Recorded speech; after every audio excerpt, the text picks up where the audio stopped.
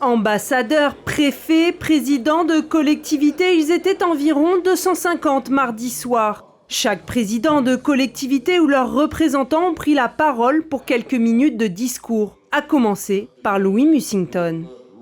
J'attends beaucoup de cette journée et demie de travail et je souhaite donc que les ateliers de travail soient fructueux et générateurs d'avancées substantielles.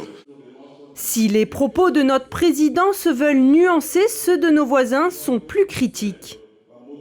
Et très honnêtement, après 17 ans, j'ai salué vraiment l'initiative de l'État, mais qui ne me semble pas suffisant du tout. Mais c'est un pas. Vous avez, à travers le SIOM, arrêté des décisions qui me semblent essentielles sur le plan économique et technique, mais pas suffisantes. Vous avez créé ce qu'on appelle la norme RUP, que pour les matériaux de construction. Merci, c'est bien.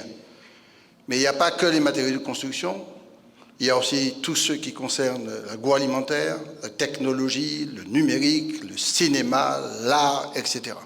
Parce que la tutelle parisienne émet, via la représentation nationale, un certain nombre de lois et des règlements qui nous contraignent et nous font voir nos voisins davantage comme des étrangers adversaires, plutôt que de les voir comme des amis potentiels avec lesquels nous pourrions et avec lesquels nous devrions cheminer ensemble, suivant des partenariats gagnant-gagnant. En marge de ces discours, une déclaration de politique conjointe a été signée entre l'État et les collectivités. Une stratégie commune autour de 4 priorités de coopération. Sur le plan de la lutte contre le changement climatique, la sécurité, les échanges commerciaux et les échanges culturels. Le premier sujet, c'est l'environnement. Comment on fait pour multiplier nos forces, pour échanger entre les pays, notamment par exemple sur la lutte contre les sargasses. Comment on fait en sorte de s'emparer de ce sujet collectivement en bénéficiant de l'appui de plusieurs pays. Deuxième sujet, celui de la sécurité. Aujourd'hui, on le voit bien dans la zone Caraïbe, que ce soit à Saint-Martin, à Saint-Barthélemy, en Guadeloupe, en Martinique, aussi en Guyane.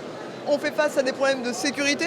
Les habitants font face à beaucoup de trafic, à la fois de drogue, mais pas que, aussi d'immigration illégale, avec de la criminalité, de la délinquance, des armes, beaucoup. Et donc il y a un enjeu aussi de coopération régionale, d'échanger avec nos pays voisins. Et puis 2 autres sujets qui ont été également évoqués dans le cadre de cette première journée de travail et qui vont se poursuivre dans l'échange avec les participants ici. C'est les questions économiques, comment on fait pour mieux développer nos partenariats économiques avec les pays voisins, à la fois pour eux et pour nous, dans un échange gagnant-gagnant. Et puis la même chose sur la culture. Là aussi, il y a des grands partenariats culturels qui peuvent être communs à l'ensemble de la zone régionale et qu'il est important de porter. Une conférence qui s'est déroulée pour la première fois à Saint-Martin grâce à l'appui du président de la collectivité. 2 jours et demi sur la coopération qui se sont achevés hier soir.